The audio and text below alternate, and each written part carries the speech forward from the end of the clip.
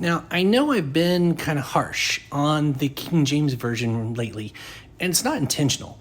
Inevitably, we have to deal with people who believe that it's the only valid English translation of the Bible, and so we're constantly on the offensive because they start on the defensive. So I thought it would be great to tell you what is great about the King James Version, what was noble about its effort, because there's also wrong ideas on the other side.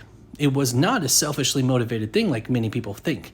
So first off, no, it was not written so that he could do selfish things. You're thinking of Henry VIII. He's the one who broke off from the Catholic Church so he could get a divorce. But King James, on the other hand, he authorized the translation to promote unity within a divided Church of England. It was not personal gain. There was nothing to help him personally with this. The translation itself, he had no say in it. It was produced by a diverse committee of scholars, and it limited the possibility of a selfish agenda on his part. He was not scholarly. He didn't speak Greek or Hebrew, or Latin for that matter. The King James stayed faithful to the existing theology and didn't promote any new ideas at all. Instead, it brought clarity within the English grammar of their day. It made it more understandable.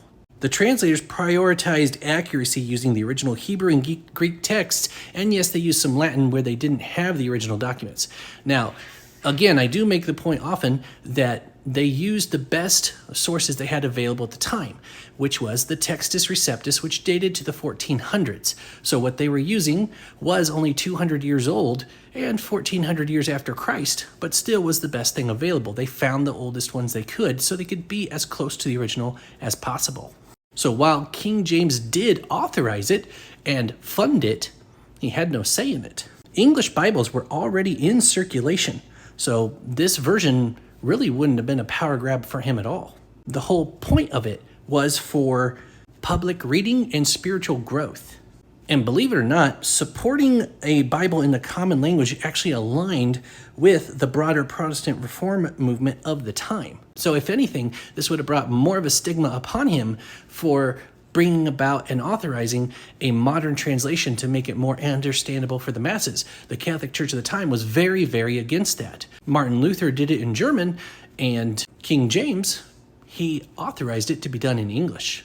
So we can easily prove that King James had no say in the translation of it because we still have the original manuscripts, the original Textus Receptus that they used. So we can actually go back and check, and they did a great job with what they knew. Now, there are some areas that they didn't quite understand the Greek as fully as we do now, like where it says that in my house are many mansions. That's a very poor translation. You can't have mansions in a house.